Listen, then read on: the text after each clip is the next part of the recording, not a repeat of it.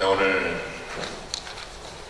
부활절 칸타타 준비하시느라고 애쓰신 우리 유근우 형제, 성을 바꿔서 대단히 죄송합니다만 백석정 형제와 성가대 우리 하나님께 영광의 박수로 올려드리겠습니다.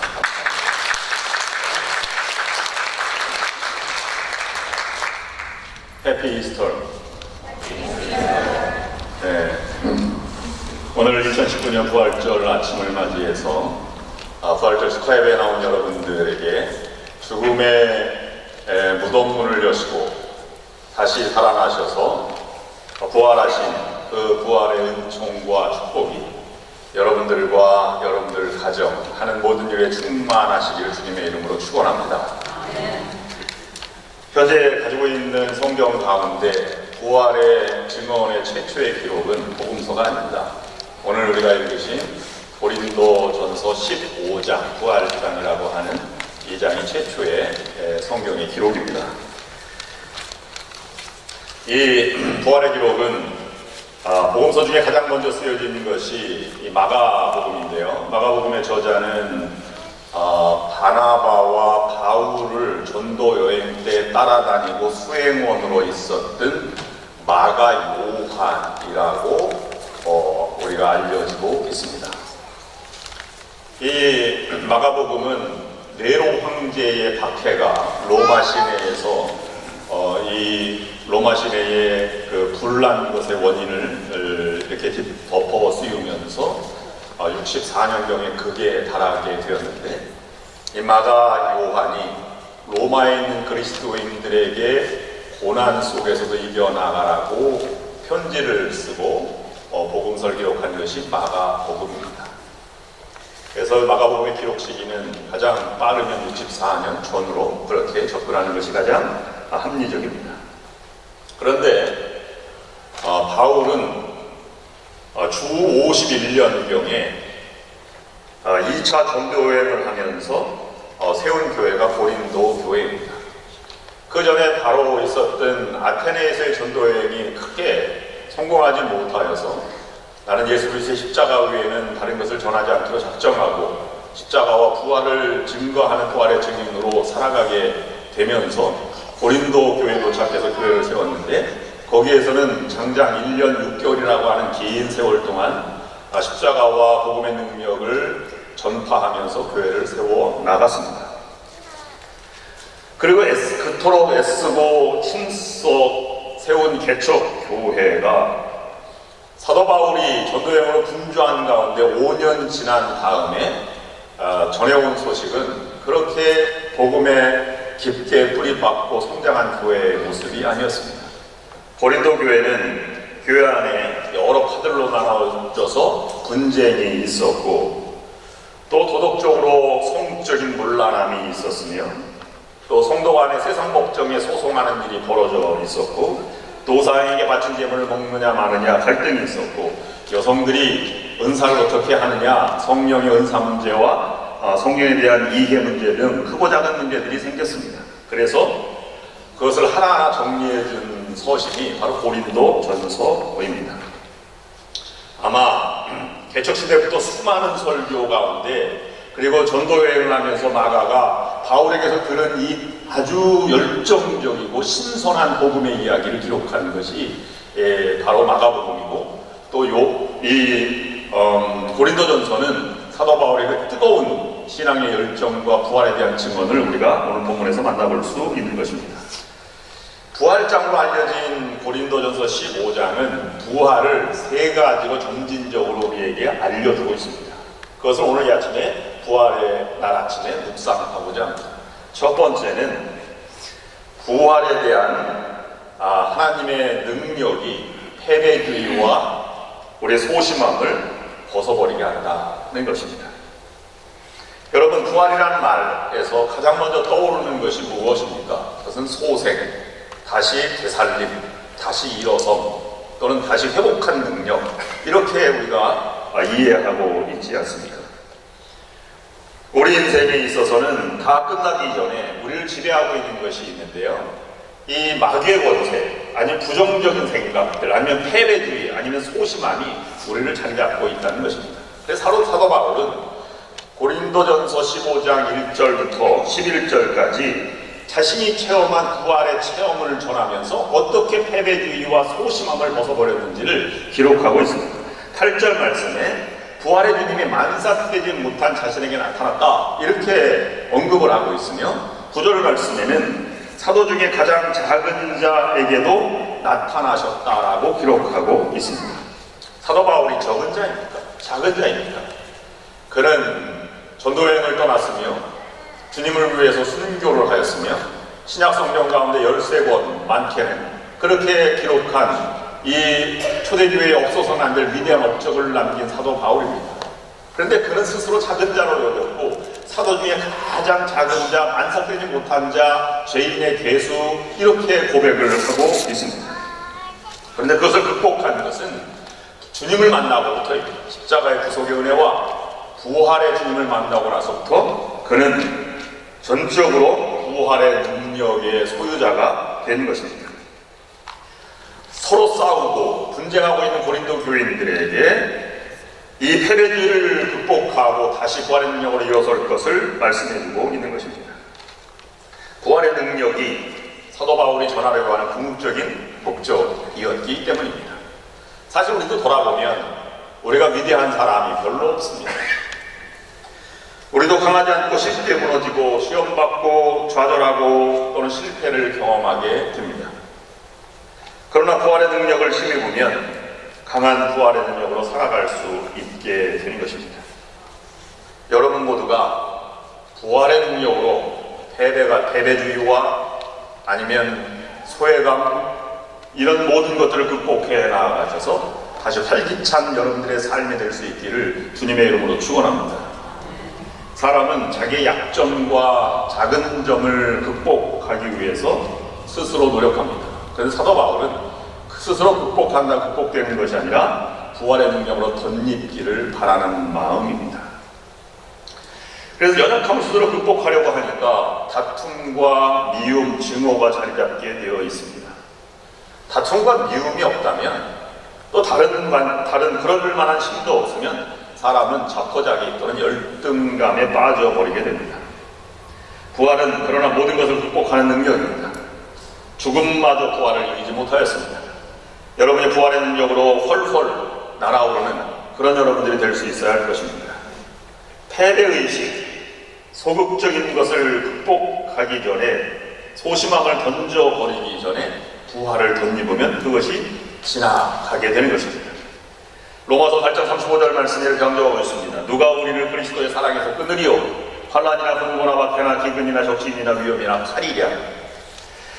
우리의 마음을 죽음을 향해서 향하도록 부정적인 생각을 가지고 가도록 관철시키는 그런 것들이 수없이 많이 달려오고 있습니다. 그런데 하나님께서는 그것들을 모두 물리치시고 생명을 주시고 이렇게 확고하게 생명의 능력을 가지고 살아가라고 하는 것입니다. 근데 우리는 너무 안 되는 것만 바라보고 있습니다. 죽음이 우리를 사로잡고 있지 않을까? 언제 우리가 멸망당하고 죽음이 있을까? 이런 잘못된 패배의식을 벗어나야 하는 것입니다. 두 번째는 부활의 확실성을 말하고 있습니다. 오늘 우리가 읽으신 본문 말씀입니다. 부활을 믿지 못하면 믿음이 헛되다고 하는 것입니다. 그리스도의 복음의 핵심은 십자가의 죽음과 부활인데요. 이 두 가지를 믿지 못하면 믿음의 사람이 아닙니다. 오늘 14절 말씀에 보면 그리스도께서 만일 다시 살아나지 못하셨으면 우리가 전파하는 것도 헛것이요 또 너희 믿음도 헛것이라 라고 말하고 있습니다. 그런데 12절 우리가 읽지 않았습니다만 그 앞절의 말씀에 보면 이렇게 기록하고 있습니다. 그리스도께서 죽은 자 가운데 다시 살아나셨다 전파되었거늘 너희 중에 어떤 사람들은 어찌하여 죽은 자 가운데서 부활이 없다 하느냐. 고린도 교회의 사람들 중에서 특별히 지도자 된 사람들 중에서 부활이 어떻게 가능하냐 이렇게 생각하는 사람들이 있었다는 것입니다. 사실 부활을 받아들이기가 쉽습니까? 어렵습니다. 왜냐하면 지금까지 죽었다 살아난 사람이 한 사람도 없습니다. 그리고 부활은 과학적으로, 이성적으로, 상식적으로 불가능한 것이기 때문입니다. 사람이 죽으면 부패 과정을 겪죠. 나중에 해골만 남습니다. 어떻게 썩을 육체가 다시 살아날 수 있는가? 이것을 받아들이지 못하고 있는 것입니다. 그래서 우리는 이렇게 이야기합니다. 과학과 내 이성과 합리성을 생각해보면 부활이 도저히 믿을 수 없다라고 말하는 것입니다. 그러나 믿고 믿지 않는 것은 본인의 선택이며 본인의 자유입니다. 그러나 우리가 생각해볼 일이 있습니다. 여러분, 내 이성과 내 생각, 내 합리성만 생각하고 살아와서 내가 지금 이렇게 살아가고 있다고 한다면, 그리고 부활을 믿지 못한다면 그 사람은 자신은 당당하다고 말할 수 있을지 몰라도 그에게는 한 인간에 지나지 않는 연약한 볼품없는 사람에 불과한 존재입니다. 그러나 부활을 믿는 자에 의해서 교회가 세워졌고 부활을 확신하는 자에 의해서 하나님 나라가 복음이 전파되었고 세상을 변화시켰다는 놀라운 부활의 능력을 우리가 대세지어 보아야 하는 것입니다. 세 번째, 20절부터 마지막 절까지는 죽은 사람의 부활을 말씀하고 있습니다. 예수님이 부활의 첫 열매다, 이렇게 말씀하고 있는 것입니다. 그래서 오늘 본문의 중심으로 해서 설교의 제목을 예수 그리스도의 부활이 아니라 죽은 사람의 부활이라고 사도 바울의 가르침을 묵상하고자 하는 것입니다. 여러분, 이렇게 생각해 볼 수 있습니다. 좋습니다. 예수님은 하나님의 아들이시기 때문에 무덤문을 열고 부활하실 수 있다고 생각을 합니다. 그러나 사람은 아니지 않습니까? 우리가 어떻게 죽었다가 다시 살아납니까? 이것을 불가능하다고 생각했다고 하는 것입니다. 20절 말씀에 그러나 이제 그리스도께서 죽은 자 가운데서 다시 살아나서 잠자는 자들의 첫 열매가 되셨도다. 그리고 23절 말씀에는 그러나 각각 자기 차례대로 되리니 먼저는 첫 열매인 그리스도요 다음에는 그가 강림하실 때에 그리스도에게 속한 자요. 예수 그리스도가 부활의 첫 열매라면 재림 때까지 죽은 자들의 부활의 열매들이 계속 이어진다는 말씀입니다. 그 열매 중에 하나가 부활을 믿는 여러분들입니다. 사실 그 부활을 믿으면 부활의 열매가 우리 가운데 있는 것입니다. 죽음과 불평과 부정과 절망과 비난, 실패로 가는 사람이 아닙니다. 죽은 자의 부활은 무에서 유를 창조하신 하나님의 능력으로 덧입혀지는 것입니다. 또 한 가지는 첫 열매라고 하는 것은 하나님께 드려진 존재가 된 것입니다. 예수님께서 죽음에서 부활하신 것이 하나님이 인정하셨다면 그 나머지 모든 열매도 하나님께 드려진 바 된 것입니다. 예수님께서 죽음에서 다시 부활하셨다면 우리도 다시 부활하게 될 것입니다. 우리가 주님의 재림 때까지 부활하지, 재림을 경험하지 못한다면 우리가 죽음으로부터 다시 일어나서 신비한 부활의 몸으로 다시 우리가 회복되게 될 것입니다. 35절 말씀에 이렇게 질문하는 사람이 있습니다. 부활이 그러면 어떻게 가능합니까?